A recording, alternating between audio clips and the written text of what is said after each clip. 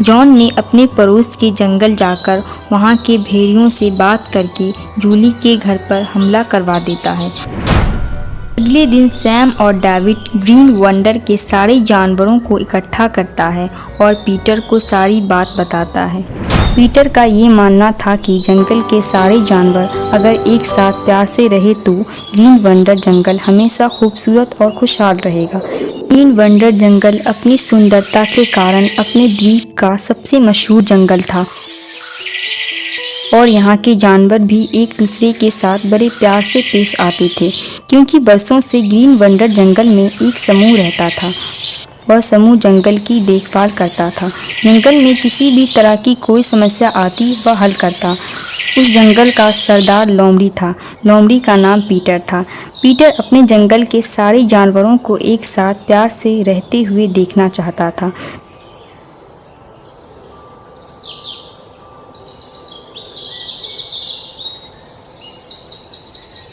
Peter का ये मानना था कि जंगल के सारे जानवर अगर एक साथ प्यार से रहे तो ग्रीन वंडर जंगल हमेशा खूबसूरत और खुशहाल रहेगा। पीटर के 2 असिस्टेंट भी थे जिनका नाम सैम और डेविड था। सैम और डेविड जंगल की सारी खबर यानी छोटी से छोटी और बड़ी से बड़ी खबरें बताता था। सैम और डेविड एक ही घर में एक साथ रहते थे। सैम और डेविड के पड़ोस में एक जूली नाम की बतख और जूली के पड़ोस में जॉन नाम का खरगोश रहता था।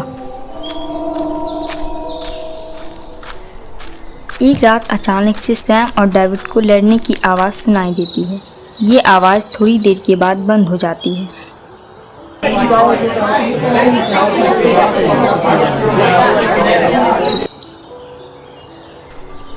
दूसरी रात ज़्यादा जोर से आवाज़ें आने लगती है तो सैम और डेविड चुपके से पता लगाता है कि आखिर ये आवाज़ें आ कहाँ से रही है।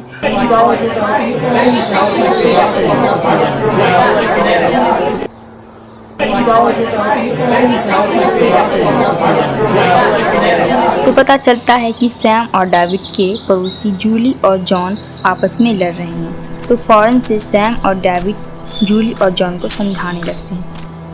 तुम दोनों आपस में लड़ क्यों रहे हो? लड़ना झगड़ना हमारा समय बर्बाद कर देता है, चाहे वो आपस में लड़ो या किसी गैर से। सैम, कोई नहीं चाहता कि उसका समय बर्बाद हो। जब अत्याचार ज़्यादा हो जाए तो रहना मुश्किल हो जाता है, तो आवाज़ उठानी ही पड़ती है। जॉन मेरे घर को ज़बरदस्ती अपना घर कह के मुझे घर से बाहर कर देता है और मेरे घर और सामान से फ़ायदा उठाकर उसे तोड़ फोड़ करने लगता है। जिस जमीन पर जूली का घर है वो मेरे पूर्वजों का है। वहाँ पर मेरे दादा रहा करते थे। जूली ने वहाँ पर घर बनाकर गलती की है। क्या तुम्हारे पास कोई सबूत है जिससे ये साबित हो सके कि उस जमीन पर तुम्हारे दादा रहा करते थे? नहीं, सबूत नहीं है। ऐसा मेरे दादा कहा करते थे और वो जगह मैं जूली से लेकर रहूंगा। अच्छा चलो, कल मैं पीटर से कहता हूँ और वही फैसला करेंगे कि ज़मीन किसकी है और किसको मिलेगी। ओके?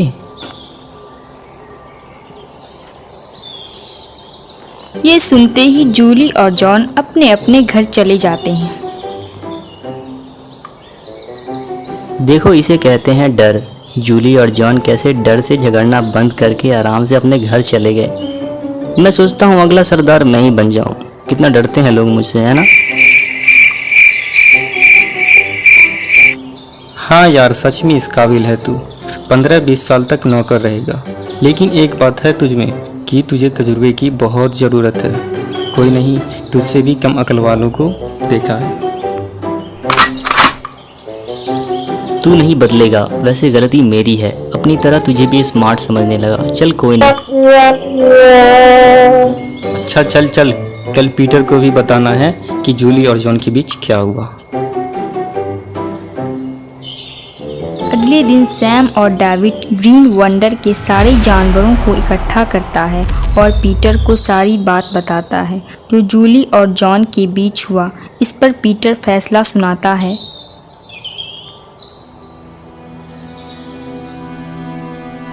जॉन के पास कोई सबूत नहीं है कि वो जगह जहाँ पर जूली रहती है वो जगह जॉन के दादा की है या जॉन की है। इसीलिए जूली अपनी जगह पर रहेगी और जॉन अपने जगह पर रहेगा। जूली बरसों से वहीं रहती आई है और जॉन जूली को परेशान नहीं करेगा। हमें उम्मीद है कि जॉन हमारे जंगल ग्रीन वंडर की सुंदरता और भाईचारा का ख्याल रखेगा।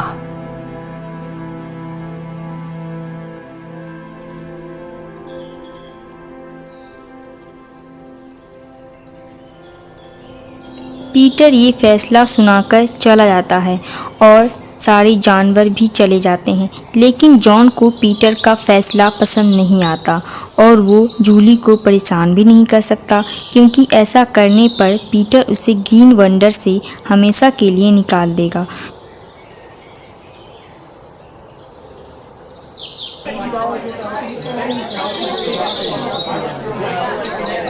जॉन ने अपने पड़ोस के जंगल जाकर वहाँ के भेड़ियों से बात करके जूली के घर पर हमला करवा देता है और भेड़ियों से कहता है, ऐसा करने पर तुम ग्रीन वंडर से ज़रूरत के सामान ले जा सकते हो, जिसमें मैं तुम्हारी मदद करूँगा। और ऐसा ही होता है।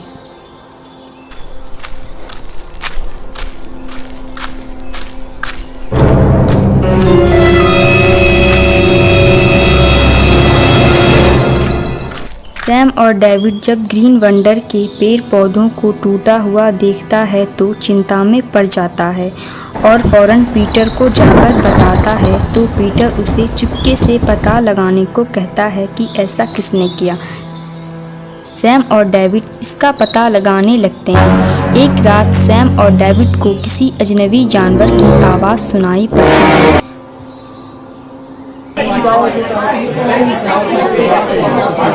उस आवाज़ का पता लगाते हुए ये पता चलता है कि ये सब जॉन का किया धरा है।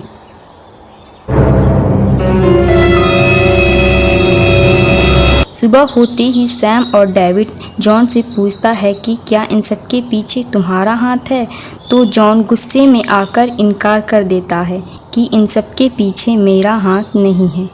अगली रात वही भेड़िया जिसे जॉन ने जूली का घर तोड़ने को कहा था, वही भेड़िया अब जॉन के घर को तोड़ देता है और उसका सामान ले जाता है।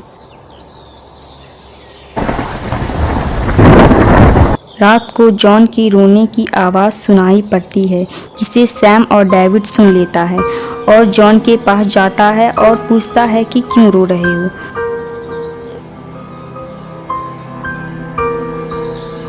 जॉन सारी सच्चाई बताता है और सैम और डेविड से माफ़ी मांगता है।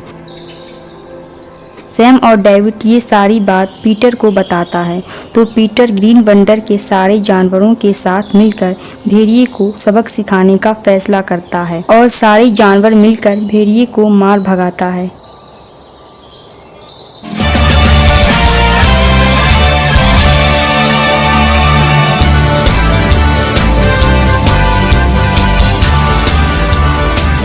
ग्रीन वंडर फिर से एक खुशहाल जंगल हो जाता है। इस कहानी से हमें ये शिक्षा मिलती है कि हमें कभी भी अपने पड़ोस में आग नहीं लगाना चाहिए, नहीं तो ये आग सबसे पहले हमें जलाता है।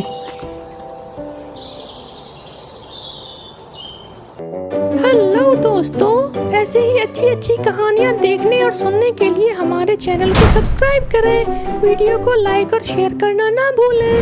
Thank you.